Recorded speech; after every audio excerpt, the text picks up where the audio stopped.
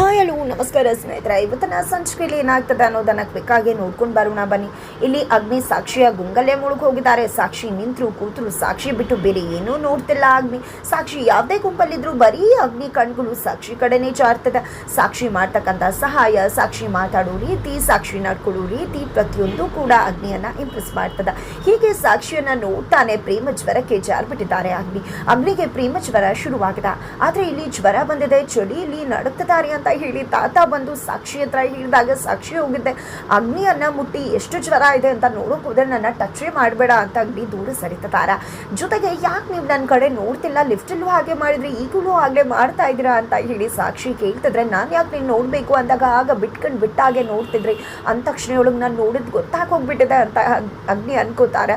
ನಾನು ನೋಡ್ತಿದ್ದೆ ಅಂತ ನಿನಗೆ ಗೊತ್ತು ಅಂದಾಗ ನಾನು ನಿಮ್ಮನ್ನು ನೋಡಿದ್ನಲ್ವ ಅಂತ ಸಾಕ್ಷಿ ಹೇಳಿದ ತಕ್ಷಣ, ಹೋ ನಾನು ನಿನ್ನ ನೋಡ್ತಿದ್ದೆ ಅಂತ ನಿನಗೆ ಗೊತ್ತಾಗಬೇಕಂದ್ರೆ ನೀನು ನನ್ನ ನೋಡಲೇಬೇಕಲ್ವ, ಆಮೇಲೆ ನೀನು ಯಾಕೆ ನನ್ನ ನೋಡ್ತಾ ಇದ್ದೆ, ನೀನು ನನ್ನ ನೋಡಿದ್ರಿಂದಾನೇ ನಾನು ನಿನ್ನ ನೋಡಿದ್ದು ಅಂತ ಹೇಳಿ ಸಾಕ್ಷಿ ಕಡೆನೇ ತಿರುಗಿಸ್ಬಿಡ್ತಾರೆ ಅಗ್ನಿ.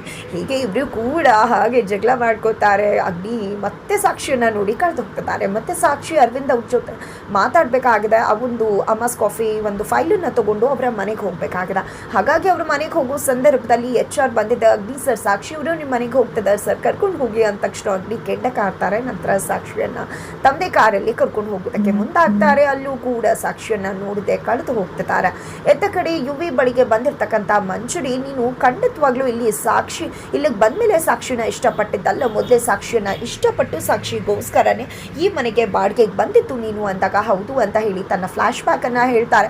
ಒಂದಿನ ಸಾಕ್ಷಿ ಹೀಗೆ ಯಾರಿಗೋ ಹೆಲ್ಪ್ ಮಾಡಬೇಕಾದ್ರೆ ಯುವಿ ಅವರನ್ನು ನೋಡಿರ್ತಾರೆ. ಆಕೆಯನ್ನು ಪ್ರತಿದಿನ ಅಬ್ಸರ್ವ್ ಮಾಡ್ತಾರೆ. ಪ್ರತಿದಿನ ಅಬ್ಸರ್ವ್ ಮಾಡಿ ಅವಳ ಮನೆ ಯಾವುದು ಅಂತ ತಿಳ್ಕೊಂಡು ಆಕೆ ಮೇಲೆ ಹುಚ್ಚು ಪ್ರೀತಿಯನ್ನು ಬೆಳೆಸ್ಕೊಂಡು ಈ ಒಂದು ಮನೆಗೆ ಕಾಲಿಟ್ಟಿದ್ದಾರೆ. ಅತ್ತ ಕಡೆ ಅದಿತಿ ಯುವಿ ಮನೆಗೆ ಹೋಗೋಣ ಬನ್ನಿ ಅಂತ ಕೇಳಿದಾಗ ಅವಾಯ್ಡ್ ಮಾಡ್ತಾರೆ, ಬರುವುದಿಲ್ಲ, ಅಗ್ನಿ ಬೈತಾನೆ ಅಂತ. ಹಾಗಿದ್ರೆ ನಿಜಕ್ಕೂ ಯುವಿ ಮತ್ತೆ ಅವರ ಚಿಕ್ಕಮ್ಮಂಗೂ ಏನಾದರೂ ಸಂಬಂಧ ಇದೆಯಾ? ಇಲ್ಲಿ ಯುವಿ ಆಕೆಯ ತಮ್ಮನೇ ಆಗಿದಾರ? ಇದೆಲ್ಲ ಅದಿತಿ ಹಿಂದೆ ಬೀಳಿಸೋ ಪ್ಲಾನ್ ಎಲ್ಲವೂ ಕೂಡ ಚಿಕ್ಕಮ್ಮಂದೇ ಆಗಿದೆಯಾ?